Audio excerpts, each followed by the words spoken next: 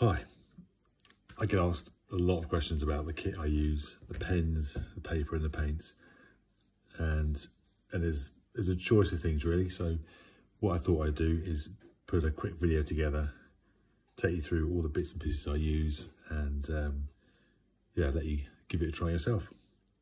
So the pad I use two types of pads. I use my Moleskine pad out and about, and I also use my Inktense paper, which is from Derwent, which is slightly thicker cotton paper. But the Moleskine art collection, the watercolour notebooks, are superb for carrying out and about. They're 200 GSM, and this is a brand new one, so I'll open this up and have a look.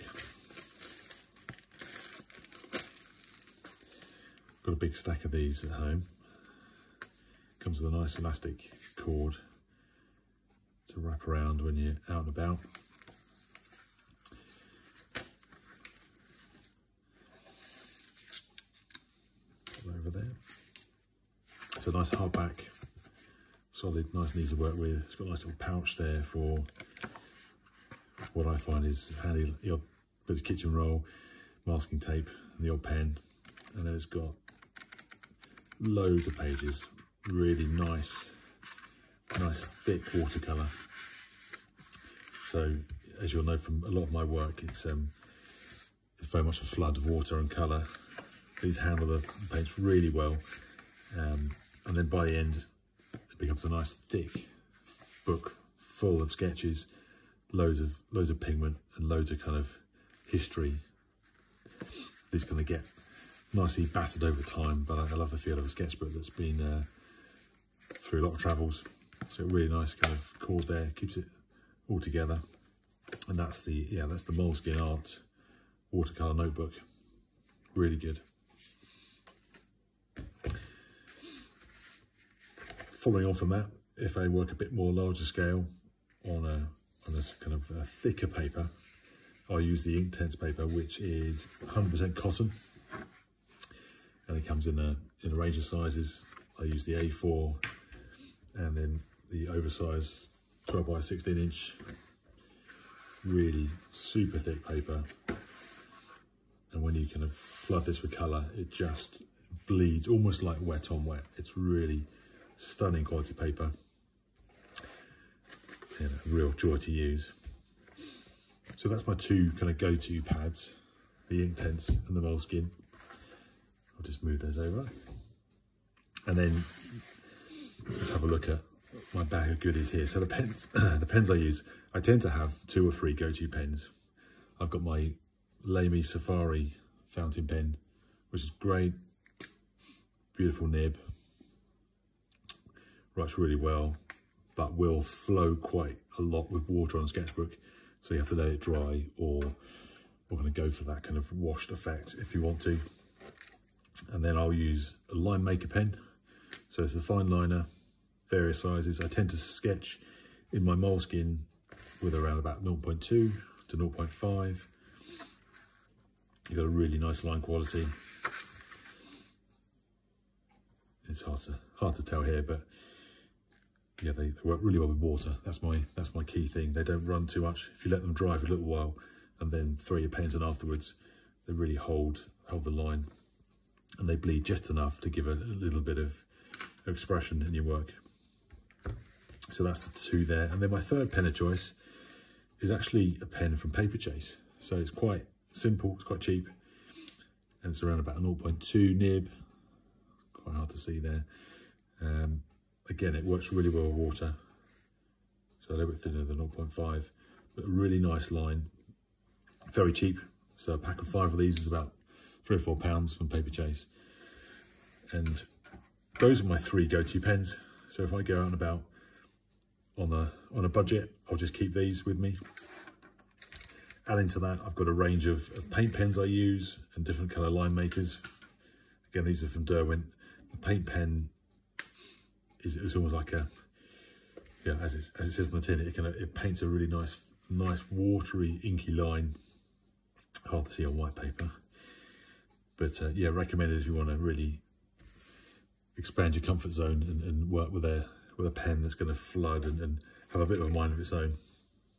So I've got a few of those different colours. There's paint pens, and then I've got kind of standard uniball, rollerball pen. Again, it's all about, for me, the line is about, or the pen certainly is judged on how much you can press it down, the kind of the variance you get in the line strength and the thickness. That's key to all my drawings. There's lots of line work going on, but not every line is at the same pressure. And then throughout the rest of my kit bag, I've got a nice brush pen here for quick washes out and about, which works really well with these kind of kits. I use the Line Maker kit. So this one's a little bit messy, but it's had quite a bit of use this week. What I'll do, I'll use the pans that come with this, but I also drop in some tubed watercolour, often from Winsor Newton, in the top there, just to add some of the kind of really strong pigments that I like to use, which is normally like a phthalo blue or a nice big strong yellow ochre. And then the range of my kit is pretty much replica of the same things. Lots of clips, keep your pages nice and snug and not blowing in the wind. A few tubes of colour. Occasionally I even have a few acrylics, and I'll throw a bit of acrylic onto the watercolour just to give it a really kind of vibrant edge. Good few pencils. Again, great to have a pencil, certainly if you're doing just basic sketch work and kind of looking at spaces. You can get down some early lines with a pencil. And that's it. And then predominantly that's most of the kit in my pencil case. I've got a kind of an overflow, as you might call it, with just various pens I've collected over the years. So that's a Lux Fine Writer. There's my bit of acrylic I talked about. I've got some ink here from a brush pen I use. Various colours. Some of the dotted colours you might see on my work might be with watercolour, or they might be with the actual Line Maker pens themselves, just to kind of bring out certain areas of the drawing or the sketch.